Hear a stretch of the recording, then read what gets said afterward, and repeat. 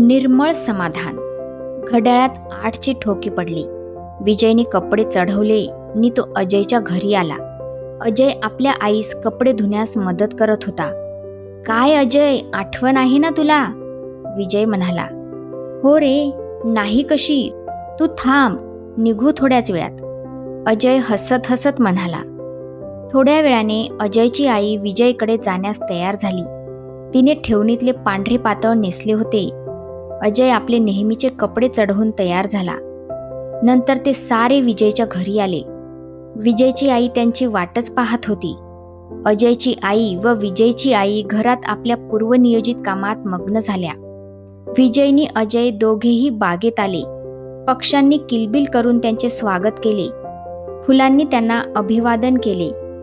जास्वंदीच्या झाडाखालील बाकावर ते बसले आणि विविध विषयांवरील गप्पात रंगून गेले. तोच रस्त्याच्या बाजूने त्यांना एक करुण किंकाळी ऐकू आली. दोघेही उठून एकदम रस्त्यावर धावले. ते रस्त्यावर आले तेव्हा त्यांना एका ठिकाणी खूप गर्दी दिसली. मोठ्या प्रयासाने त्यांनी गर्दीतून मार्ग काढत आत प्रवेश केला. तो त्यांना काय दिसले? एक सायकल स्वार एका जखमी आजोबांना रागाने बोलत होता. त्या आजोबांचा चेहरा अगदी मलूल होता. त्यांच्या अंगावरील कपडे फाटके होते. चेहऱ्यावर सुरकुत्या पडल्या होत्या. फाटक्या कपड्यातून सुरकुत्या पडलेले त्यांचे सर्वांग मनात करुणा उत्पन्न करत होते. आजूबाजूच्या लोकांच्या बोलण्यावरून त्या दोघांना कळले की त्या सायकल स्वाराचा या आजोबांना धक्का लागला होता. आजोबांना ज्या ठिकाणी सायकल लागली होती तिथून रक्त ठिबकत होते. सायकल स्वार तणतणत होता आणि आजोबा आपली बाजू समजावून सांगण्याचा प्रयत्न करत होते, पण ते ऐकण्यास त्या लोकांपैकी कुणीच तयार नव्हते.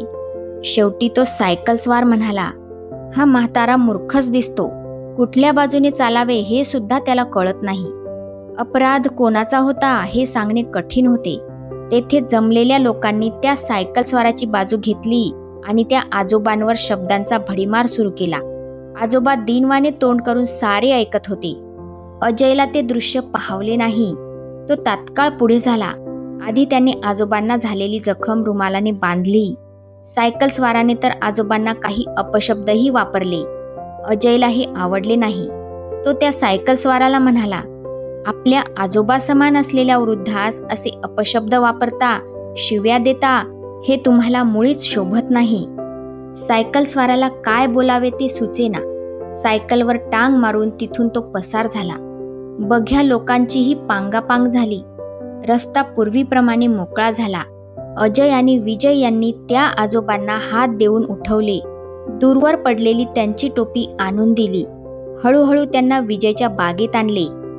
प्रथम अजयने त्यांची जखम थंड पाण्याने पुसली. तोपर्यंत विजयने घरातून आयोडीन आणले व त्यांच्या जखमेवर लावले. नंतर त्यांना पाणी दिले. त्यामुळे आजोबांना चांगलीच हुशारी आली व ते त्या दोघांशी गप्पा मारू लागले. गप्पा मारताना ते अगदी लहान मुलाप्रमाणे रंगून गेले. आजोबांना मदत केल्याचे निर्मळ समाधान अजय आणि विजय यांच्या चेहऱ्यावर दिसत होते. तर अशा प्रकारे निर्मळ समाधान हा पाठ इथेच संपला. भेटूया पुढच्या पाठामध्ये. तोपर्यंत धन्यवाद.